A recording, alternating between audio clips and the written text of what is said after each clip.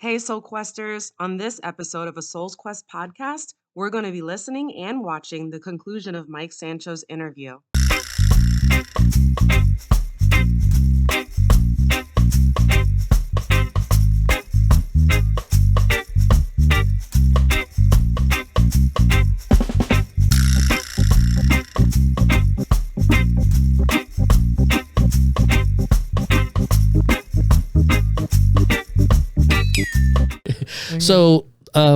So you worked for the Boys and Girls Club for 30 years. That was 30 years. I was actually more like 27 as an employee, but Okay. I count my volunteer years in the movement. In the movement, Right. and so you were able to develop those people, and you talked about staff.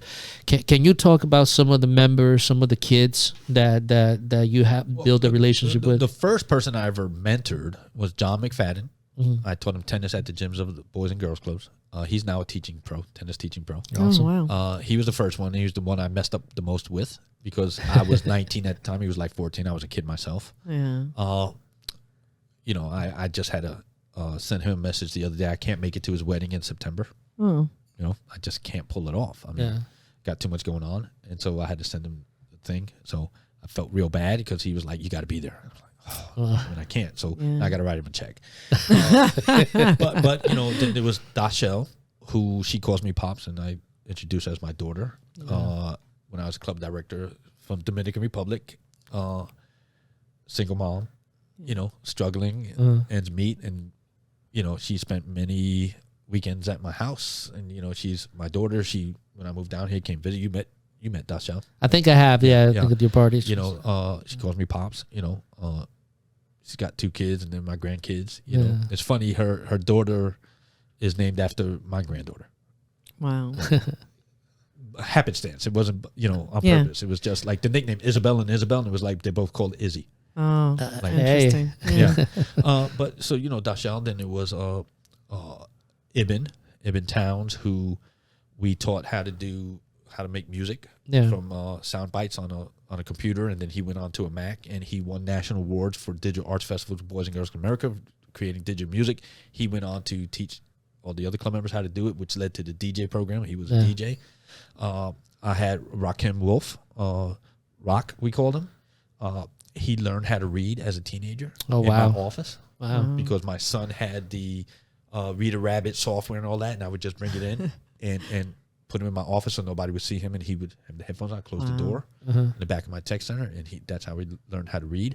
And it was funny, those two, the first major grant that I ever got was a $750,000 grant because I took the 2 of them and gave the funder a club tour and groomed them to give the club tour. And Rock sealed the deal. He said, if it wasn't for this tech center, I wouldn't know how to read or write. And the guy was like, what do you mean? He said, Mr. Sancho took me in the back and software Reader Rabbit. That's how I learned to read. I didn't know how to read until a year ago. Yeah. Wow. And so those were the kids that, Majig Jones and all these people, the Arenas family, there's like 20 of them, right? They're all like little brothers and sisters to me, right? I taught Rosa how to play tennis in the gyms. I taught her sister Mary how to play tennis in the gyms. Oh. They were Mary was on the board. Rosa works there now as one of the club directors. Julio was head of maintenance there, right? He's very close friend. He moved me here to Florida. Oh, wow. Right? These are all people that were kids in the club that it was special to us. Yeah. Our thing. And my background, I was like, this is my chance to get back. Because I remember one day asking, I got tennis scholarships to go to Boulder Terry and go to that program and learn all this stuff. I became certified with the United States Professional Tennis Registry, the United States Professional Tennis Association. That cost money. No. Bob Davis, Arthur Ashe gave me scholarships, right? My scholarship to Boulder Terry was paid for by them, by Arthur Ashe. So I asked them one day, hey, I owe you guys so much. What's expected of me? And they both were like, all we ask is that you help someone else on their journey to accomplish their dream. Wow. Like we helped you. Whatever that takes. It may mean you give somebody some money if you have it. It may mean a conversation. It may mean mentoring. Whatever it takes. When you need somebody comes to you for help to accomplish their dream, We just expect that you help them in some capacity. Yeah. And that's what I lived to. And so the clubs that's my give back. That was, and I enjoyed it. And it was like, wow, I saw in these kids what I went through. Yeah. Like the part I didn't tell you was, I never got new clothes as a kid. Oh, yeah. So my brother Frankie, grandma's boy, got new clothes. Yeah. His clothes from last school year went to my brother Joe. Joe's clothes went to me. Hand-me-downs. Hand-me-downs. So, The best. Like I'm seeing these kids with, wearing the same clothes to school, and Yeah. and it was just like, wow, I could be that person like Bob was for me. Yeah. And that's what it was about. And I loved it. And then my wife was a teacher in the school system, so now those kids are in his classroom, which was cool because they found out that I was dating her, and then like I'm marrying her, and they were like, "Oh wow, Miss Revenge!" Everybody loved her. I mean, she dropped dead gorgeous. And I was like, "Oh, you're marrying my sweetheart." And I was like, "Yeah, but watch out, kid." Watch out. Yeah. A fight kid. And I stay in touch with all of them. Good. I mean, we're friends on Facebook. We, Amazing. like I got to go up to Jacksonville coming up. Ibn lives in Jacksonville, so I'm going to go see Ibn. Yeah, it's cool. Then the one I left for the end is my adopted son, Daquan. Daquan, yes. Daquan Foster. You mentioned him a couple times. I think I know about him a little bit. 8 years old. Steve Urkel on steroids, as I described. When he's funny. My son's best friend. Really? They're thicker than thieves. They're brothers. Really? I mean, Daquan grew up in my house. Really? Kudos to his mom to allow him to have these male role models in his life, because she was a single mom that was, struggling, and he would just had these huge buck teeth that didn't fit in his mouth, ears that didn't fit his head. So cute. There was a talk of a dress code in the new school system. Years before it came into rule, his mother dressed him in the dress code, and they would pick on him, and they would abuse him, and I mentored him, and he's my child. I could do everything but claim him on taxes. Yeah. But we speak 3 times a week minimum. Wow. That's probably him buzzing me on my phone right now. Wow. Yeah. There's a couple of things that I want to get into, because I think that what you're describing right now is an evolution and a progression in your quest, which is now to paddleboard as often as I can. That's my new quest. Yes, There you go. it is. I love that, actually. We'll get to that. But one of the things that I want to kind of like touch on now is I made you quite a few years back now. 11 years. 11 years back, and Wow, it's been 11 years. That's it's crazy. been 11 years there. And one of the things that I saw right away was your passion and your focus on people, and the importance of that, and how you trained, and how you really delivered the message of what it is to live by an idea, which is that of making somebody else's dream come true. And I see you do that. As you progress in your career with the Boys and Girls Club, how were you able to continuously hold on to that? Because I know that in your career as from where I met you, Don, you've stayed true to yourself. You have met a lot of obstacles and a lot of betrayals, but you never deviated from the idea of giving back and being true to that mission that was given to Bob. Can you elaborate on that, on what makes you so focused on that? Because it's hard. I've known the criticism that people say, "Oh, Mike is egotistical," and things. It's like, you guys don't understand, because it takes you live by what you live by it. You're not you don't talk. You live by it, and I've seen you. So how were you able to hold on to that, even in the midst of all these betrayals and things that are not always good? Well, let's address the egotistical part, right? So there's 2 reasons behind it, right? Yeah. Number one, haven't been a CEO of Boys and Girls Club. When you at that level, executive levels, you can't survive without having an ego. Don't tell me Bill Gates doesn't have an ego, right? Everybody didn't think he had one. Now look what's happening with his divorce. Everything coming out, right? Everybody at that level, yes, you have some form of ego. Because if you don't truly believe in yourself, well, a little bit of ego is a good thing, right? Right. Yeah. You're not going to be successful. Right. But this is kind of like what I've told you all the time. It's like because a lot of people don't understand what an ego is, right? And the ego is what you consciously know about yourself, right? And there's good things, and then there's also bad things. But explain that to us a little bit, because I think there's a bit. Well, people need to understand. It goes into the second part is, if you don't know my story, you don't know why I have an ego. That's a front. Yeah. That's my superhero character. Yes. Yeah. I'm still that shy, leave me alone, let me be in the corner, chilling out person. This ego protects me. Yeah. I need it. I'm not this secure. I'm more secure today than I've ever been. Tomorrow I'll be even more secure. Right. That's my quest. Yeah. That's my journey, right? I need that ego to survive. In my mind, I do, right? So I put that out there because inside I was unsure. Inside I was unsafe. Yeah. Inside I still have fears. Right? You know, when I was CEO of Boys and Girls of St. Lucie County, you know the fears I faced. The pressure on me to make sure payroll is met. Yeah. That's a lot of pressure. Hey, Yeah. my neck is Yeah. throbbing at nighttime. I thought I was going to have a heart attack. Yeah. Right? It's stressful. I can't show that to everybody, so I got to walk in with the ego. Yeah. I got to strut. It was for show. Because well, if you're the leader, right. and people are looking to Thank you. they need to see Right. somebody who is confident and knows Right. that things Yeah. are going to be okay. Yeah. And you exuded that for them, because people are like, Mike seems to be all right. So And I think people, and not just when I was CEO, right? People mistook when I'm sharing these stories as ego. Yeah. I'm sharing these stories because you can accomplish this. Yeah. Because we need to do this for these kids.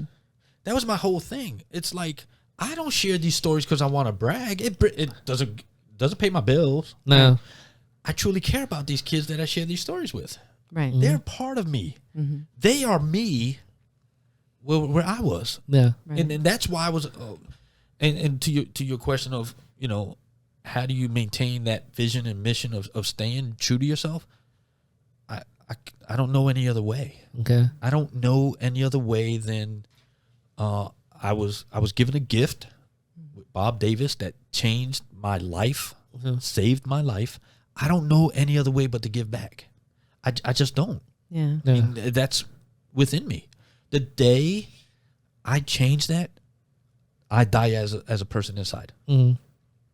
That's scary to me. Yeah. Yeah. I mean, let's be real here, right? That's the biggest fear I have. Not of dying, you know, tragic. That's going to happen. That's natural. Yeah. Biggest fear is I'm not true to who I am, and that's why I was always kids first. Always, yeah. Now let me ask you this: as you transition, and we're going to get more into some reflection and looking back into your life and what's happening now. What are your plans for the future? One of the things that I like to know is, I always like to compare the macro and the micro. So as an individual, you're true to your mission, you're true to who you are, and which is imperative for your survival, right? But when you start getting into organizations and things like that perhaps are no longer seeing things in that way, and you see different organizations that no longer see the focus on the kids or the individuals and things like that, and it becomes more of a corporate mentality or something that begins to take away from the foundation of it all. How do you deal with that? So, and what do you do in that macro big level to make sure that you always stay focused on really what matters? Because again, your journey through your life has been like dictated by individuals, and then you're able to continue that by focusing on individuals, me being one of them. But a corporation or an organization misses that. So how do we fix that? How do we maintain true to things, to those things? Well, one is, who says we have to fix it? Okay. That's what It's I was no gonna longer say. my Why is it journey. yours? It is no longer my quest to fix it. Yeah. The last couple of years at Boys and Girls Clubs, it was my quest to fix it because I was there. It's no longer my quest, not my problem. Okay. It hurts to see what clubs are and what clubs can be and where they are, and seeing them change. But I'm not here to fix it. Right. Now, if they hire me through Excellence in Action Consulting Services to fix it, I will fix it. Shout out. Shout out. Shout out. We're gonna get into that. Yeah. Go ahead. I will fix it. But it's, you know, I can't say it any more clear. It's not your journey anymore. It's not my journey, right? You talked about betrayals, right? How did I overcome betrayals with people? I know the people you're talking about, right? And I know them. A couple of reasons why. If I don't take a chance on people, I don't meet you. Yeah. It's that simple. Okay. If I don't take a chance on Daquan, I don't have this pleasure in my life. Yeah. So the beauty of having you as my brother, having, sitting here with the both of you, far outweighs any betrayal anybody did to me. Because at the end of the day, ain't none of them paid my bills. Yeah. None of them, were there to take a belt to the back when I was a kid. Mm-hmm. I weren't there for that. Mm-hmm. So inherently, that's part of the game, right? So, okay, I'm going to have some betrayals. Okay, who's at a loss, me or them? Yeah. Yeah.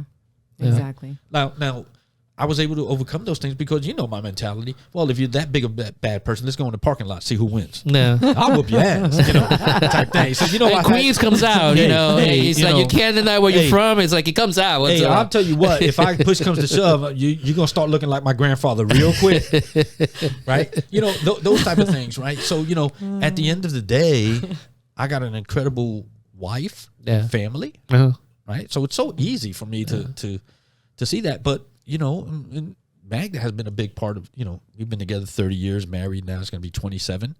Wow. A big part of keeping me, grounded and keeping me, keep being you, I'm a very trusting person, and that's part of the betrayals. Yeah. So what?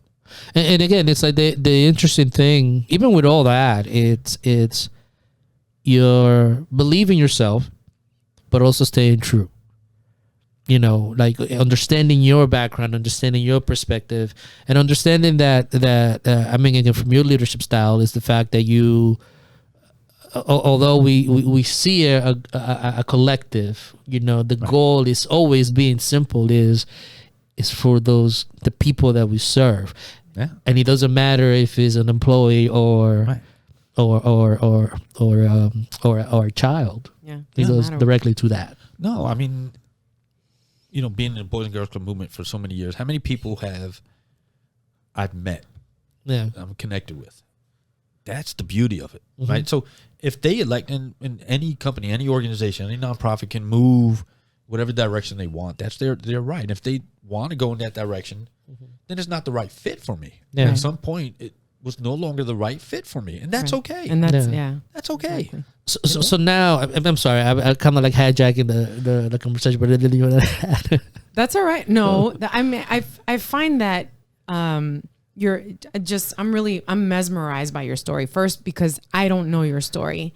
I'm surprised that you didn't know that story. I didn't know. You should talk to your wife more often. I do know about your Boys and Clubs journey, Boys and Girls Clubs journey, because Omar has had a similar journey. Right. And it's been tenuous.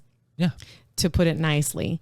And I'll leave it there because I think that's the best thing to do because I'm very protective of Omar. Well, I will say this, right? So to your point, right? Any business, right? Let's call it what it is, right? It's a nonprofit. Any business. organization, yes. Any business, any organization. When you have people working, there are going to be people that just want to advance, and not care about others. Right. Yeah. And I think, and that was I was going to allude to that. I don't think it was necessarily. It could have been any other organization that you were involved in. And these things could have happened. So I don't want to say, because the Boys and Girls Clubs it was a really great place. You know what I mean? Yes.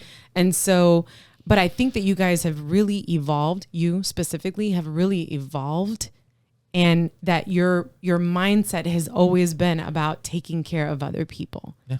And that is really honorable. And I respect that deeply because some people get tainted by those things and they sort of just like, fuck that. I'm not doing this. I'm not taking care of nobody. I'm going to be selfish. I'm not going to do. You didn't do that.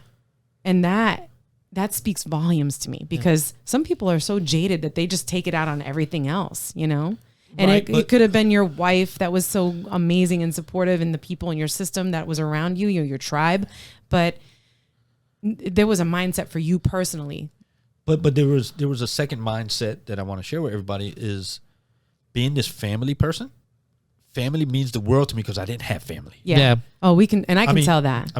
I can see that. We eat dinner, like my son's living with us for temporarily right now. We eat dinner together. Yeah. Yeah. Like when I moved to Florida, I mean, tell the story. My in-laws moved in with us. My father was freaking out. It was like, no, we don't eat till I get here.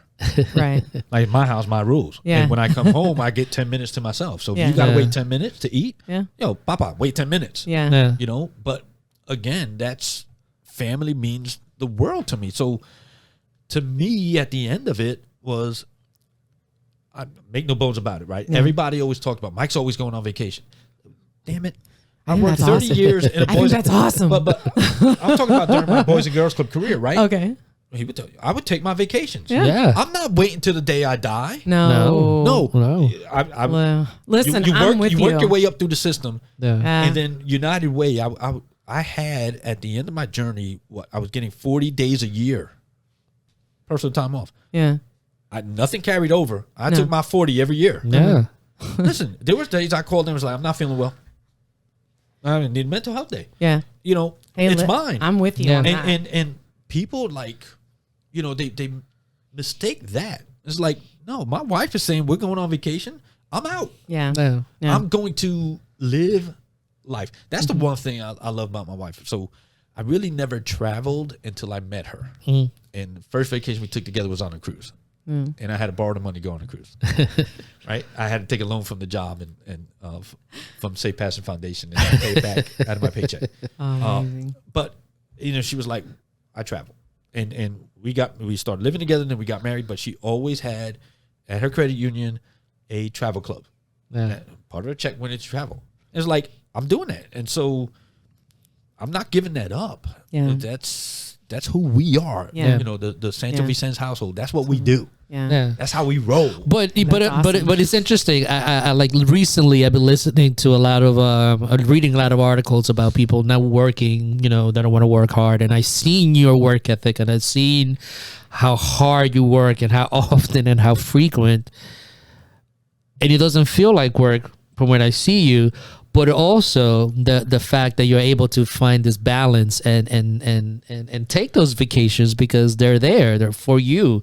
And what do you make to that? Because I know that if you're not good and 100%, how good are you going to be to somebody else? Well, that's just the whole thing. It's important for you to take these moments to be with, to be with Magda, to be with your friends. I read and we do the surveys to find out about our people that we're going to interview and stuff and whatever, but there was this one little snippet that you had in there because I didn't really get to read everything, and so I'm glad because now I'm finding it out here and it's amazing. But you had said your friends that's what your little community, that's everything to you. Going on these trips and experiencing that. I'm a big person. I take time off all the time at my job. I'm like, hold on, I gotta calculate because I don't have that much time. I want to take time off. I don't save time. I don't care about getting a check if I retire. I don't care about that shit. I just want to take time off and enjoy myself. Well, and so 30 years in Boys and Girls Club movement, right? Mm-hmm. And for someone to make a decision to merge my position as the VP of Operations with the VP of Finance position, and my career's over. Yep. Right? Mm-hmm. I did all that for what? Yeah. Yeah. Right. So I go back and do it all over again because I did it for the kids. Yeah. That was the bottom line. But so that doesn't define me. No. You made a poor decision on doing that. Yeah. Your loss. I hear the things of there's nobody who has that teaching mindset and all of that. Not my problem. Yeah. Okay. That's on you. Right. So I don't know what they thought would happen. Right. That I was going to sink and cry. No. Yeah, life moves on. You're living your best life I'm living now. Every day is better than this the day is your before. best life right now. Yeah, I love it. I mean, think about it. That was 2019. Yeah. Right. So what has happened since then? And this is a perfect segue. What has happened since then? Because there's so much. Okay. This is where I want to get into. So June 2019 comes along. I was told 40 days out, this is what's going to happen. I was allowed to write my own departure message. It was great. They took care of me. They really did take care of me. I'm not going to lie. Mm-hmm. Right? It was a pleasant, it was peaceful departure on both sides. Right. Right. I accomplished a lifelong dream. I did stand-up comedy Yeah. at the Improv. I think I recall Yes, it did. I recall seeing a I did video a on this. set You at did the good, Improv. actually. Thank you. You did good. I got to get back into it. But I did a set at the Improv, stand-up comedy, right? I started my own consulting company. Yeah. I got into paddleboarding.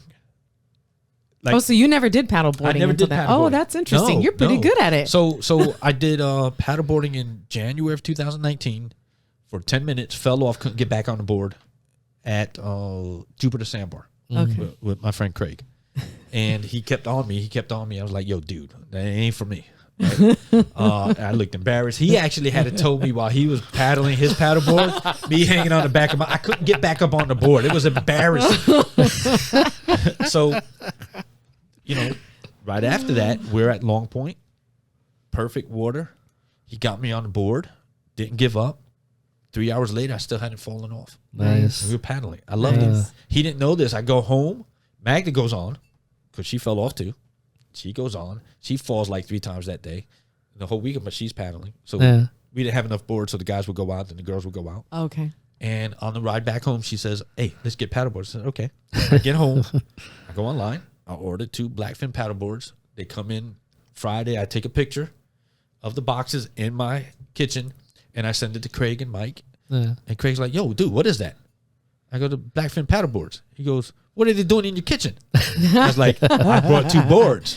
He goes, "No way." I was like, "No, I brought 2 boards. They're mine. I have paddleboards." Yeah. Like, "Oh yeah." I've been paddleboarding ever since. I'm just like, so it was again learning. Yeah. I fall off still on occasion, but I can now walk on my board. I can go to the front of my board. So when I'm in shallow water with trees and stuff, I could get the back of my board up. I dance on my board. I got music on it. So now I bought a pedal kayak for rougher water. So we go to the ocean. At least we have somebody tow us. I'm into paddleboarding. Who would have thought I would have done paddleboarding? That's awesome. Life is a grind. Yeah. So work and career interferes with life. And if I could do one thing all over again, I think I would have went into business many, many years ago for myself because it gives me this lifestyle. In the last year and a half, I have seen my daughter and grandkids more in that time than the previous 5 years combined. Wow. It was like, we would take care of our in-laws just to get up there to Jersey to see them, and when they would come down. Yeah. And it was like I missed out on so much. For the first time, 2019, first time in 8 years, we had Thanksgiving dinner together. Oh, wow. With my daughter, my son, my grandkids. That must have been something. The last time we had Thanksgiving dinner together, my second granddaughter was born. Wow. We had Thanksgiving dinner, and then Saturday she was born. Yeah. Amazing. So 8 years. That sucked. Yeah. That should never happen. No. Right? So it's never going to happen in my house again. Right? Now they moved to North Carolina, so it's a 10-hour car That's ride. an hour car drive. Yeah. 10 hours. No biggie. No biggie. So yeah, it's just I'm doing these things. I'm into podcasting now. I've got to. So tell us about that. Tell us about Excellence in Action, the podcastings, because there's a few. Yeah. Tell us about that part now. That is a unique venture. Well, the reason I went into business for myself was kind of because at the time, my father-in-law was still alive. We moved to Florida to take care of them, to move them from Puerto Rico to live with us, and they needed warm weather climate. Yeah. And so that's why we wound up in Florida. And so at the time, I remember someone from the national office contacted me and said, "Mike, we get you another job in Florida on the other coast right away." Yeah. And I was like, I can't move. Take care of my in-laws. And I'm not going to be traveling 3 hours across the state, and I'm not going to be. I'm not going to be my grandfather and come home on weekends. No. Have that. So I said, I do best of both worlds. I really need to be here for her. We had always worked real hard to be financially stable. Like we have no debt, none, except my car payment. Yeah. Big deal. Right. But you also, let me just kind of like mention that. I mean, Magda was a school teacher. Right. You worked at the Boys and Girls Club, which is not the highest paying of jobs. So there was a lot of planning and a lot of financial discipline that went into making sure that these things happen. I drove a Toyota Previa minivan, the spaceship, and I only got rid of it and donated to a church when the handles finally came off in my hand. Like I went to go, my daughter borrowed it to move, and I went to go readjust the seat, and the handle came off my hand. I went to turn the radio station, the knob came off my hand. Oh, the final straw was the sliding so door. literally until the fell handles apart. Until the wheels fell off. Yeah, that's hilarious. I mean, like That's sort of like Omar's Honda Civic, where you could see the It's ground a on the driver's side. He was a CRV. CRV. the first sorry. brand new car I ever purchased was a 2007 Toyota Camry. Now, Magda's first brand new car she ever purchased was I want to say 1999 Chevy Cavalier, right? Because we needed to. I mean, we would save money. We were always going away. Yeah. We were always leaving the country. We were going on vacation. Yeah. We were always going to have a Christmas club. But she would put money away and sacrifice, like we didn't eat out. No, take food from the house, for lunch. Yeah. I would always live nearby home, so I could go home to eat food. So we didn't go eating out. We didn't do things. We didn't, we got each other nice gifts. Yeah. But our gifts to each other is more traveling. And so, we put stuff aside. And that was the struggle. That's what we did to make ends meet. Both our kids, we didn't take one loan for them to go to college. Awesome. Not one loan. That's good. Okay? We saved the money, put it away, and we sacrificed, and they both graduated. The whole family graduated debt-free 2 times. Awesome. That's amazing. Awesome. Right? So those were the type of things. Like, I was excited to get a Lexus. Yeah. Yeah. And because I was like, I made it, Yeah.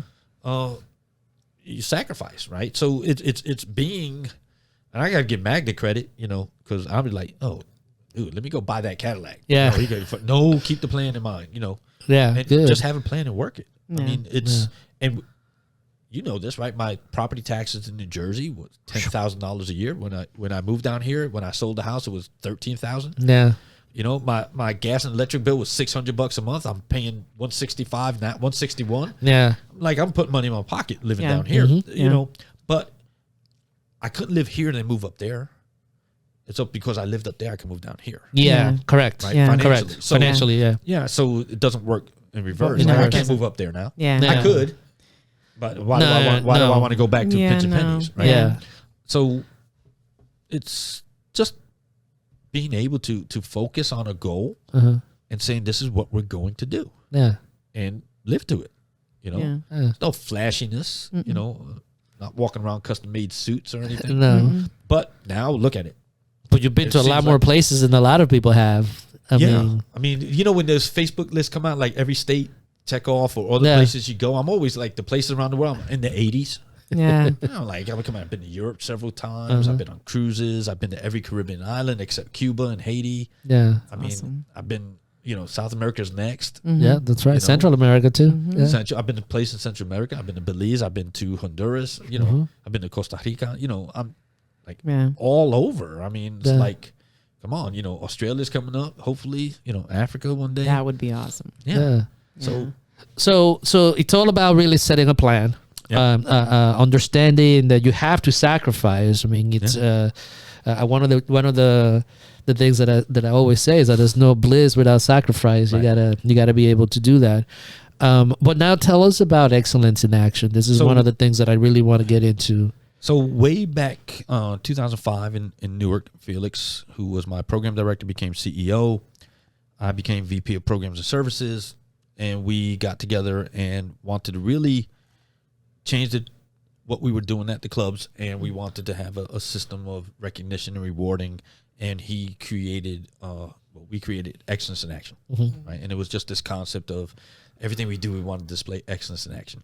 Yeah. So when I thought of the name of my company, I reached out to Felix and said, yo, dude, did anybody ever copyright this or anything? He was like, no. He goes, why? He goes, use it. I was like, okay. Yeah. So I changed the logo a little bit, but it was that concept of excellence in action. When Martin County, I tried to have pieces of that, and St. Lucie County was the same thing. It was like everything we do, we got to strive to be excellence in our actions because our kids deserve nothing less. Correct. And that's what it was always about. Kids deserve nothing less. So that was a natural fit for me to name the business. So it was and I thought, wow, I've spent my whole life really in nonprofit work, Yeah. right? Even the Safe Passage Foundation, even Bob's Tamar Tennis Academy was, kids on scholarships. Yeah. Right. Right. He had a tennis tournament called the Bob Davis Tennis Classic. Was a nonprofit. Uh-huh. It was to raise money to pay for the scholarship. So I've always been involved in nonprofits. The mission of my company is to save lives by strengthening small businesses, nonprofits, and youth development programs. Yeah. Nice. True to my mission of continuing to help others. Okay. And so I was like, I don't want to go work for anybody else. No. Why? I could do this. Yeah. Scared as all hell. Yeah. Spent the summer of 2019 doing my website, putting the business together, but launched it. Yeah. And I said, I have a goal. I'm going to travel at the end of the summer. We're going to do our traveling through the end of the year. I will get 2 clients. That was my goal. I would get 2 clients in January of 2019. 2020. 2020. Got 2 clients, then the pandemic hit. But, you know, I wasn't having no bills, wasn't worried about doing this. Yeah. It would have been a whole different story if we were struggling. We had mortgage, the whole Yeah. night. Nope. Yeah, You know, for sure. we were lucky. We worked the plan. So sacrificing up front Right. in your young age Yeah. allowed you the flexibility to be able to do this now because too. if not, I probably would have went to a Boys and Girls Club on the West Coast. Yeah. Because then my father-in-law died, and then I would have went to the West Coast, and I would have bought another house. Yeah. Yeah. I would have taken a mortgage, Uh-huh. and Yeah. I would have been there 2-3 days a week Yeah. and home. I would Yeah. have been back and forth with Magda, you know, coming Yeah. over with me. And I would have been miserable. Yeah. I really would have. So we started Excellence in Action and looking at 3 areas of what I call need. So we provide capacity building. So we come in, we'll do a SOAR analysis instead of a SWOT. I don't like the term SWOT analysis. So for That's me, interesting. it's SOAR. It's we measure your strengths, opportunities, aspirations, and results, Nice. as opposed to strengths, weaknesses, opportunities, and threats. Because you know me, Yes. there's no such thing as threats or weaknesses in my Okay. world. No. Right? Those are nothing but opportunities, right? Nope. It's you know, your apple pie fell on the floor. Well, there's an opportunity to start an ant farm. I don't know. Yeah. I gotta find a positive. in things. Compost, you know, it's Right? gonna be good compost. You know, if you believe in roaches, leave it there. You know, so those type of things. And then we do strategic planning. Okay. We will also do program development Nice. and planning, and so it's all using my years of experience. Like in my world with Boys and Girls Clubs, I led teams that won 52 program awards on local, state, regional, and national levels. Right. Correct. Like Yeah. I know how to take a program, make it an award-winning program. You know how to do that. We've always talked about programs. It was never with the mindset of let's do this program for kids. It was always with the mindset we got to make this an award-winning program because the kids Yeah. benefit from They it. they deserve it. Totally. So They deserve it. it's building on that. Then it's operational support. So I have this whole background in operations and facilities, and I see organizations, I see smaller businesses. They don't know what they're doing. They don't have the resources to do the plans. I mean, I wrote a child safety manual from scratch. Yeah. Took me, what was it, to get the first draft done, 9 months, and then 14 months to finally get it finalized and start training staff. Wow. Why? Because I'm doing my job. Yeah. So I do 5 minutes here, 10 minutes there, an hour Yeah. here. Yeah. Now I can come in and knock it out for you, you know, in 2 months. Yeah. You know, I'll come Yeah. be on site. So I do those plans, operation plans too, facility planning and schedule. Like, you know, when I came to Martin County, we didn't have any facility issues because I had plans. Like, Yeah. this is when you fix things. This is when you service them. Yeah. This is when the life expectancy ends. Yeah. Like, until I did a reserve study for the Boys and Girls Club Martin County, I've never heard of a nonprofit doing a reserve study. And I only came across that because I'm on my HOA's board. And Okay. we live with reserve studies. We live with reserve funds. Okay. So part of my HOA dues pays for the road to be replaced in 30 years. Yeah. Duh. Why wouldn't Boys and Girls Club do that? So I, you know, got a reserve study done for the Boys and Girls Clubs. Yeah. You know? So now I could do that for organizations. I was like, wow, we paid $15,000 for that. I can do that for $7,500. Yeah. Mentality. So I do that. Then staff development, which plays to my strengths. Yeah. So we come in and do a staff development plan. Like, you know, started with him 11 years ago. I was like, where do you want to be? You know, the plan. These are Yep. the trainings you have to take. These are the things you have to do. Here's the book. Start reading. Yeah. Yeah. Like program basics, right? Program basics. Here it is. Yeah. So it's putting those plans together. I could do those. I could do the trainings. I was a national training associate, so I do those. One of my contracts with Boys and Girls Club Palm Beach County, I do trainings for them. Nice. So I do that. And then this, power. Yes. Tell us So- about power. So it's my newest thing. So I've always wanted to do career coaching and mentoring on a formal like business based. Excuse me, no, you go guys. ahead. You guys have cats here. Yeah, oh, that's right. Yeah, yeah. We're cat people. We are cat people. Yes. And I told Omar we need to let people know. yeah. No, he knew, but I doubled my medicine before. There you I go. Yeah, he did. Wow. He was- Okay. Yeah. So Power's created just on my. I was mentored growing up. Right. We just told that story. Yep. I've been a career coach for people. So I've been mentored and coached, and I've been coaching and mentoring. So I was like, wow, I got to do my thing. Yeah. So I look at all these people, and I see people, like I remember one lady that I brought to the Boys and Girls Club. Yes. A career I coach for that. people, and I put something on LinkedIn, connected with her, and she calls me. We set up a meeting, and I'm thinking, she's a coach. She's going to ask me. She wants to be my coach. I'm like, first of all, I can run circles. In my mind, I didn't say this. I can run circles around you. Right. I have a coach, Yeah. Bob Davis. Yeah. I wouldn't be here without him. Why would I replace him? Yeah. And her whole focus was, well, I want to coach you. You can't coach me. Yeah. I coach you. Yeah. And she never called me again. Never contacted me again. Like, that's not somebody who's I want as a career coach. And there's people like that out there, and there's nothing wrong. That's your game. Yeah. More That's power your to niche. you. Go for it. Go yeah. for it, right? So I was like, before I do it, I want to have a system. So I started putting documents together and doing all the things and measurements and all that. And then I said, me, my creative side is like, it's got to be something that grabs. So it was has like punch. one day I was doing some research on something else. I saw the word power. I was like, that's my program's name. And so Power Career Coaching and Mentoring Program is an acronym. So in Power, you sign up. We measure, the P stands for we measure your performance against potential. Here's your potential. Where are you performing to it? Yeah. Right? We want you to perform to your full potential. So we measure that. Then we look at the opportunities. What opportunities do you have, your current place of work, locally, regionally, nationally, to grow your career? I want you to get to the next phase of your career, the next phase after that. I want you to grow. Then we look at where do you want to be? So the W, where do you want to be at 6 months, a year, whatever your timeline is. Then E stands for excellence in action, right? We put an excellence in action plan together because I firmly believe that if you want career advancement and you want to grow, you got to be excellent at your current job before you get to the next one. Correct. Yeah. Why would I give you a promotion if you're not excellent at what you do? Yeah. Right. Right? If you're not good at it, man, I'm not going to promote you to something even bigger. Yeah. Give you more responsibility. Oh, yeah, that makes no sense. Yeah. Setting up a failure. Right. So we're going to put that excellence in action plan together for you. And then R is we're going to measure results. Right? Look at the results. Where did you get to? And then everything that worked, we're going to repeat it. Yeah. And then when you get to the next phase, we start the clock. Oh, we repeat it again, right? Yeah. We start all over again. Yeah. What's your new potential? Right. What are the opportunities now? What do you have to learn? And the whole nine. Yeah. So, You just keep the cycle going. right. Yeah. And we do all the things that all these career coaches do, right? Yeah. The action plans and the discussions and all that. I discuss things. He'll tell you it's a whole different discussion than you got me, Yeah. Yeah. right? Because I'm real, Yeah. right? Which I is how it should be. I could go ahead, spend the money and become a certified coach and all that. I don't want your nouveau stuff. I know what works. I looked at him and told him he was going to be successful. Since I've helped him, he has done nothing but his salary grow. Intentional. Mandy, same thing. Yeah. Felix went on programs already to be my CEO. It works because it worked with me. Yeah. So I don't want this fluff and stuff, right? I know what works. I know to sit there. So the difference that we will do is I will put my foot in your ass when you need it. Right. I'm going to put my foot in his ass. Yeah. How many times did I pull him aside and said, man, stop. Yeah. Yep.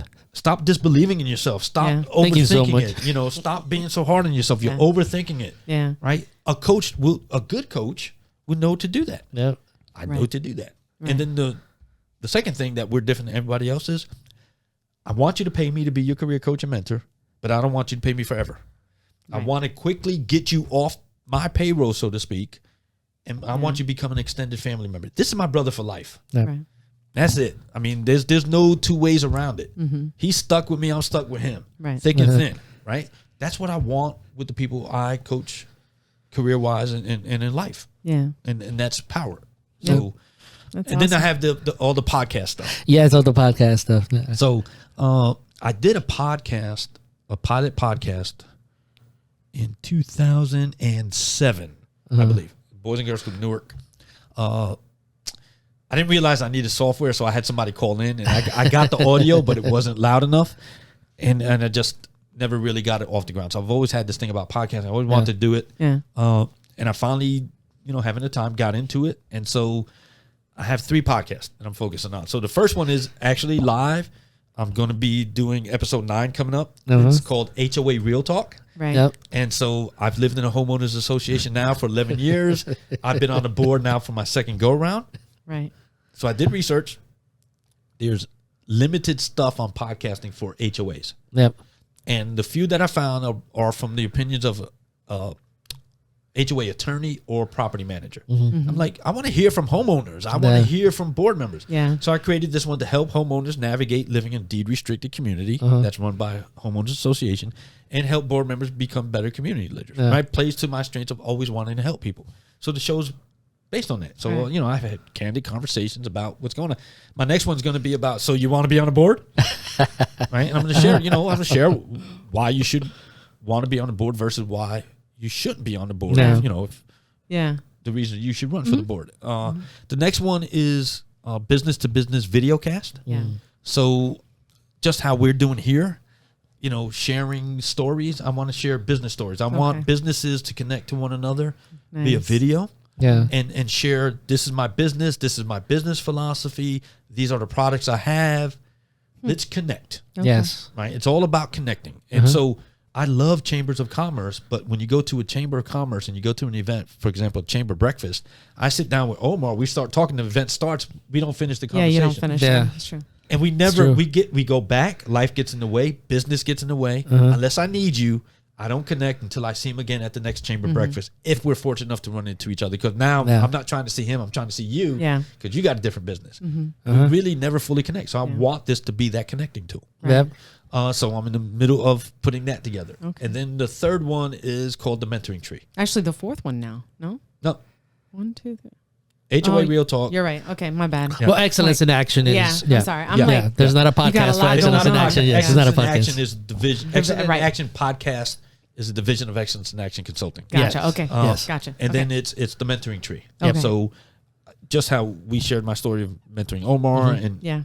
Daquan, I want to connect with mentors all across the country so they can share their stories on the podcast. So I'm hoping to Nice. launch that at the end of the summer. Nice. That's good. Yeah, That's just awesome. share these stories. This has That's been a deep. That's good. This is very good stuff, and again, it's I like the way that you punctuate things because it's kind of like leads into the next part of our conversation, which is the last part of our conversation, which is called the SCR Reflection, right? And the idea of SCR is an acronym that we created, which is Latin for known. And I think that as you go through your journey in life, there are things that become known to you. But seldom do we take the time to really reflect on it.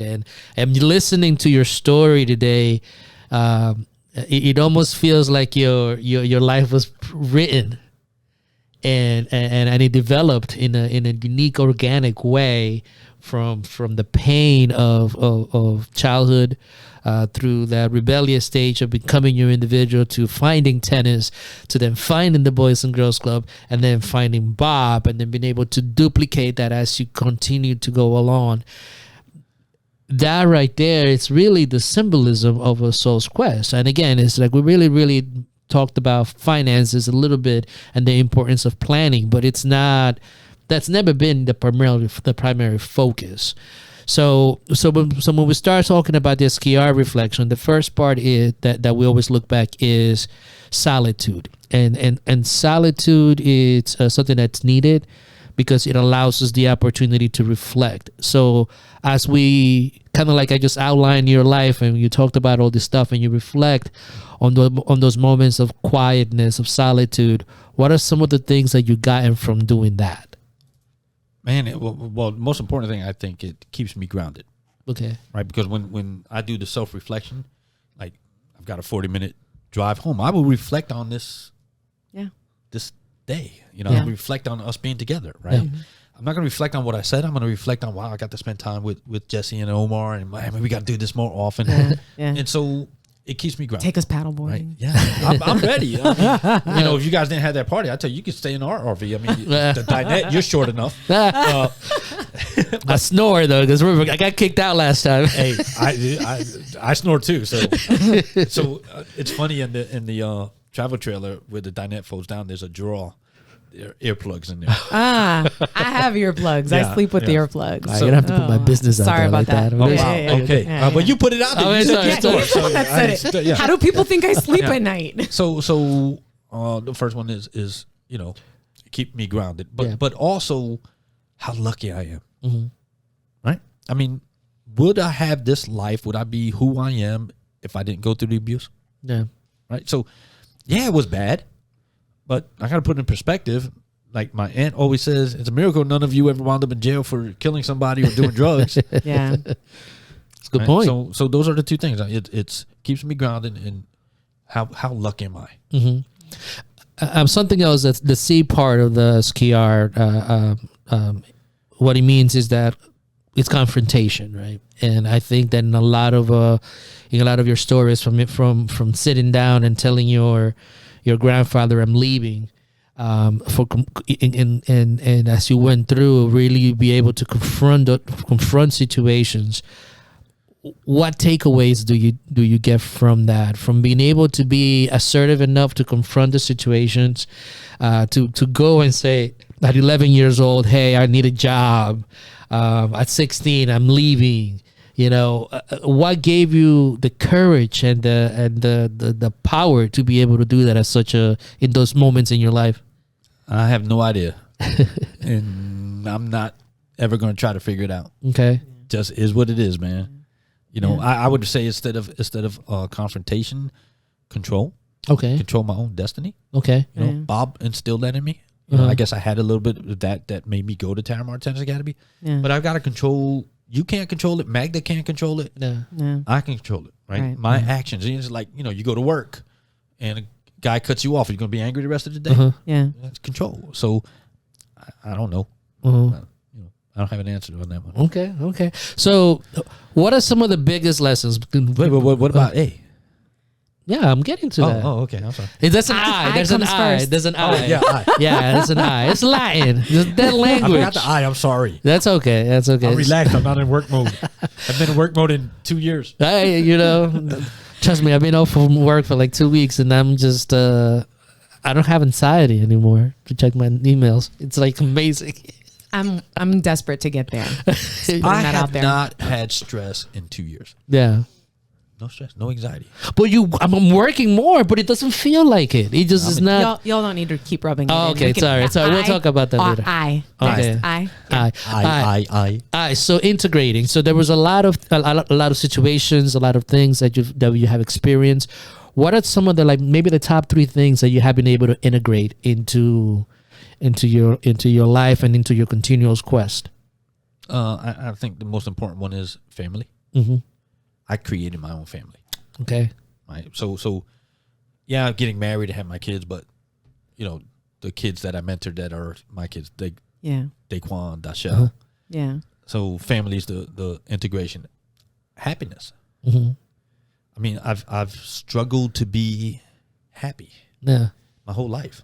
Right. And I found happiness with Magda. Uh-huh. And that struggle ended, but then it was like work-wise, career-wise. Yeah. I was happy, but was I fulfilled? Yeah. Yeah, but was I really happy? Uh-huh. No.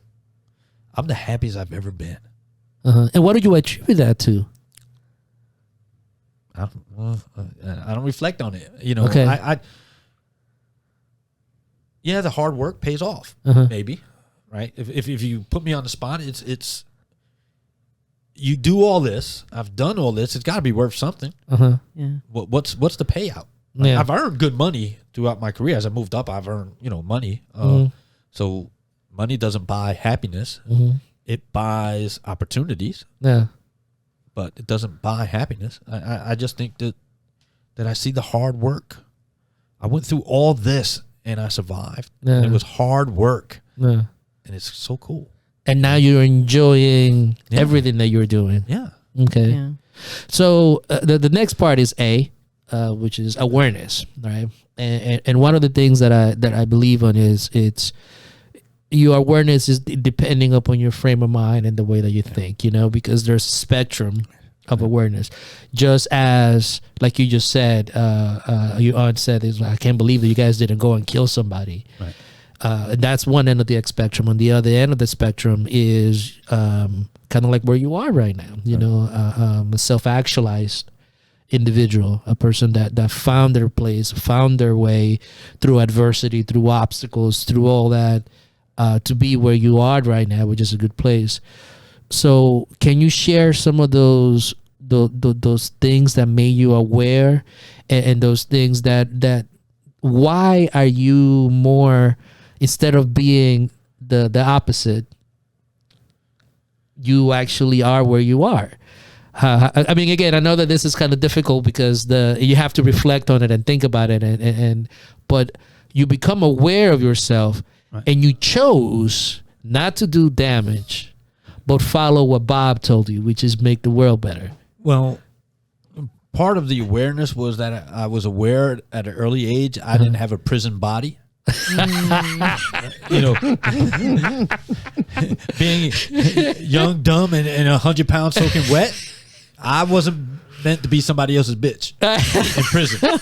Right? So I was aware of that from an early age. That's a good awareness to have. That's a good deterrent. I'm just going to say. That's a good deterrent. Yeah. But seriously, I could have done some things. Yeah. It scared me. I was aware. Wait a minute, if I get caught, this ain't gonna end well for me. I think also I'm very aware of what I have. Okay. And how easy it is to lose it. Yeah. And I'm not talking about material things, right? Yeah. I replace a house. That's why I got homeowners insurance. Yeah. I'm talking about I see others lose their family. Yeah. I've seen people claiming to be this great person and they're stepping out on their spouse. Yeah. They're not spending time with their family. Mm-hmm. Yeah. I'm like, I'm aware how quick that could be gone. Yeah. Right? For my actions. Mm-hmm. Right? Yeah. I could be selfish. I go out there and run around. Mm-hmm. I didn't come this far to lose my family. Yeah. I mean, and that's scary to me. Like, it's not just losing my wife, right? And I won't lose my son. Mm-hmm. But, my stepdaughter, I don't call her my stepdaughter because there's nothing step about her. No, yeah. But if I did something stupid, I'd lose my grandkids. Mm-hmm. Yeah. And I got to wait till Gio gives me grandkids. Yeah. Yeah. I ain't willing to do that. So I'm aware of how this all could go Yeah. away rather quickly. Yeah. And keeps me grounded. Mm-hmm. The final part of the SCR is actually a return, right? And again, you're talking about the hero quest. You return and you're back, and you outline some of the things that you're doing right now, moving forward into the journey, and the things that you value now, your family, grandkids, the idea to create something new, new adventures. So these are the value things that you have right now. So as you continue on this journey, and you start thinking about its finality, right? What's your mind frame as you go through that? And I mean the finality, the eventuality of us ending as individuals and dying. Well, I'm an atheist. Obviously, with my background, I asked that question quite frequently. Where are you, God? Never got an answer. So I'm an atheist, right? So I just think that's it. Yeah. It's like The Sopranos. Go to black. Go to black. Fade to black. I'm serious. I mean, it is that simple for me, right? And so, whatever. If it's one day, or I would say I'm gonna live to 105, so I've got 52 more years. Y'all stuck with me 52 more years, people. Right? 105, like right at the You've dot. all It's been like, warned. Yeah. So it is about leaving a legacy that my kids and grandkids would talk about. Right. Remember Abuelito? Yeah. Abuelito would do this. Yeah. And I don't want them saying that as a kid. I want them saying that to their kids. Yeah. Saying, remember when your Abuelito Said this, yeah. right? For sure. That's what I'm striving towards. Okay. That's it. I mean, my legacy will be that I truly cared about other people. Okay. Yeah. And Yeah. that nothing can make me happier, Yeah. So if you look back at it in 52 years from now, and you're around and you're up there speaking, right? I'll tell you this about Mike. He can't see or anything. Right. He's already getting there. Yeah. So the microphone's going to be him. Like, hey, move the microphone. This is going to be me for him. Yeah. Like you're doing with me. Hold this. Yeah. You'll be saying that Mike was truly committed to family, truly believed in family, and truly cared about other people. Yeah. And if from my story, that's the ending. Yeah. Wow. Yeah. That's Hollywood right there. Yeah, wow. Yeah. For real. Wow. Right? Yeah. No, seriously. And I'm not saying it to like blow smoke up anybody's like whatever. It's like I'm taken aback. Yeah, I've just lost weight. this. I don't need to be bloated. No. No, I'm just really blown away by your story because I've known like little bits and pieces, and then of course we're friends on Facebook, and I've spent time with you and your wife and whatnot. But I didn't know you like I know you now, and that's like made a seriously different. It's made an impact on me. And it's funny because my conversation with Magda, she's like, "Would you let it go already?" I'm like, "No, it's who I am." And she's like, I told her I was coming up here to do this, and she's going to want to look, and she's going to be like, "Why'd you say that?" Yeah. She's going to be on me. Yeah. So finality, it may be, once this gets put out there, the very next day if she sees it, I may go to black then. Can't believe you said that about your family. Well, the chocolate that's gonna fly, and she's just gonna throw that and just it'll be done. Probably. But Mike, she's too sweet. She's That's too not sweet gonna for happen. that. Yeah, okay. She's not gonna do that. There's a reason I sleep with one eye open. And one of the things that I to kind of like wrap this up and bring it up to a conclusion is that first and foremost, thank you so much. No, thank you. Thank you for sharing and being so open because vulnerable. To share this stuff. Personally, these are things that I've always known about you, and that's why I always kind of will stand out for what you have done and for who you are, because I've always seen this side, and a lot of people don't really get to see that side. And when we started a Soul's Quest, I wanted to have individuals that really embodied what they really are. We focus on 3 generations, the young generation trying to define their path, the middle generation that have a path but are unsure what was going to happen, and individuals like ourselves who have been through life and have arrived at a place that what really matters in it is family, friends, and the idea to explore and create. And you embody all that, and that's what a soul quester is all about, and not so much that you held it in. It's that by you living it, there's so many people that have benefited and learned from it. And I could go down the list, including myself and a lot of people that I've known that have grown under your tutelage and your mentorship. And I want to thank you for taking this opportunity to do that. Thanks for having me. Can I tell my chicken story? Tell your chicken story. That's right. Why don't you Jesse eat chicken? doesn't know this. This is for Jesse. Yes, Jesse, this is for Jesse. This is the chicken story. You got to hear this. This is I don't eat chicken. Oh, that's right. Yes. That's right. I thought you were gonna. Because you were talking about chickens and stuff with your family's land and whatever. So I was thinking that. But yes, that's why. Oh. So let me rephrase that. I don't want to eat chicken. Okay. You'll eat everything else. You just won't eat chicken. Magda makes the most incredible chicken cordon bleu, and when she makes it, I will devour it. Okay. Okay, but she doesn't make it often.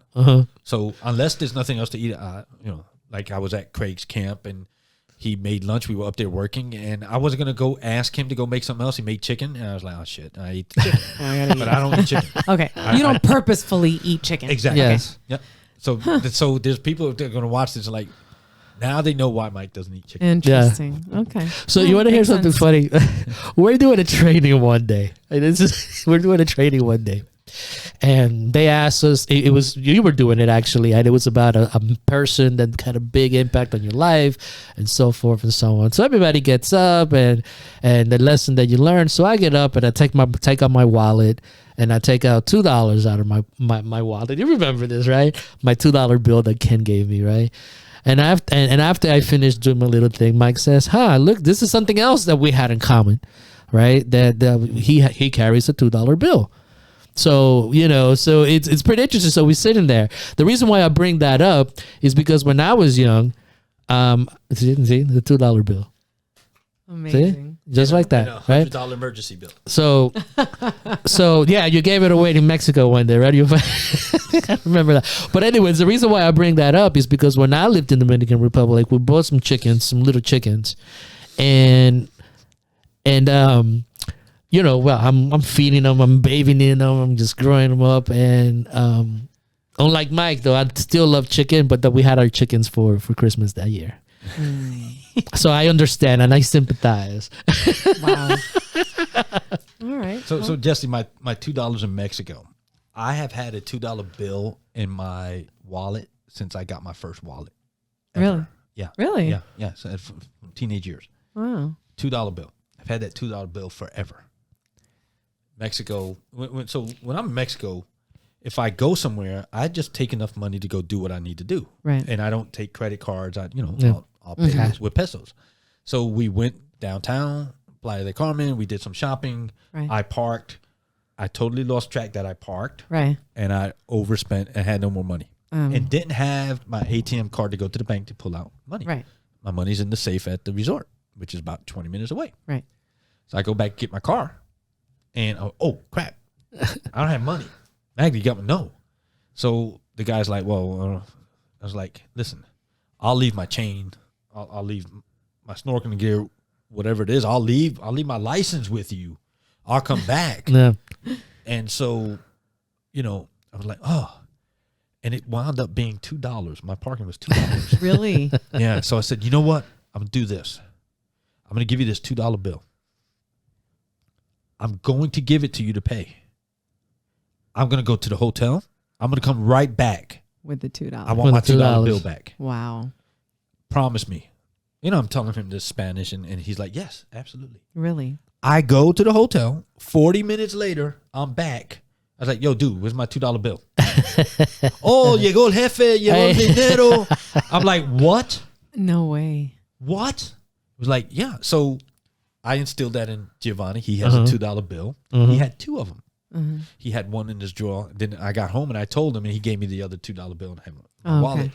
I told this story to my friend Donna. And so in my travel trailer, above the front door on the inside is a $1 bill. Because when I paid for it, I gave the guy a check and it was $1 too much. And I was like, it's on purpose because you're going to give me $1 back. And that's my good luck dollar.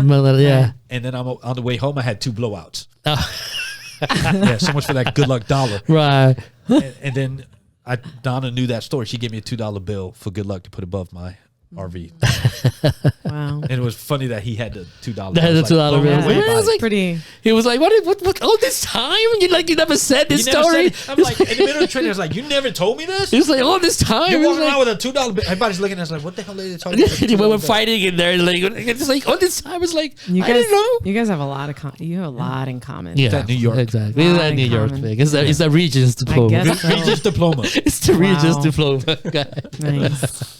I appreciate you guys having me on and all the help you've been giving me with all the feedback as I get into video stuff and all that. And you guys are awesome, man. We'll keep learning Well, together, you. man. We'll Yeah, keep learning together definitely. to continue the life's quest and our individual's quest and our collective quest. Because Yeah. I think that's We're not what going anywhere. that's Yeah, what's important. So definitely. we have we leave Saturday, go to Salt Springs, come back Tuesday. We leave again on July 30th. That's a Friday. Come back on a Tuesday. We go to Blue Springs if you guys want to join us. Let's take a look. We've been to Blue Springs. That's a good point. Yeah, that's a we good love point. it there. That's a Actually, good it's point. beautiful. By the way, I have now we have enough equipment because I have the kayak and 3 paddleboards. You wanted to go kayaking? My paddleboard had some issues, and I called, and they sent me a new one and never requested the old one back. So Nice. I glued it back together, and it works perfect. That's the one I use. The new one barely used. So All right. TJ There we go. paddleboard. Let's talk about it when I finish my outro. Finish your what? Mike, thank you so much Yeah. for having us, for Thank you. being Yeah. here. And Thank you. thank It was you. a pleasure. Yeah, Definitely. It was an did you honor to think? have you here. It's amazing. Thank you. No, thank you. Definitely Thank a you. different perspective for me. So it's nice to know you a little bit more deeply too. So it's good. Oh, it's all for show. Da-da-da, you get it? I get it. It's just, and our producer's not here today, so he's not doing that. Ding, ding, ding. We'd be getting yelled at right now if he was here. Oh, yeah. Thank Yeah. you guys so much for joining us. I hope you guys have Mike. Mike. Yeah, go ahead. Sorry. No, because you're like talking this. to the mic. I'm talking to the mic. and Yeah, then you're he talking said to Mike. your I thought camera. you said Mike. That's all right. We'll cut it out in post-production. So I'm let talking them to know. this camera. No, you're talking to talking your to camera. this camera. Yeah, you're talking oh, to I your got camera. you. I got you, girl. Okay. Thank you so much for joining us for another episode of A Soul's Quest. I hope you enjoy it. If you do, please give us a thumbs up, subscribe, and share. And don't forget, check out our website, soulsquest.com. See you next time.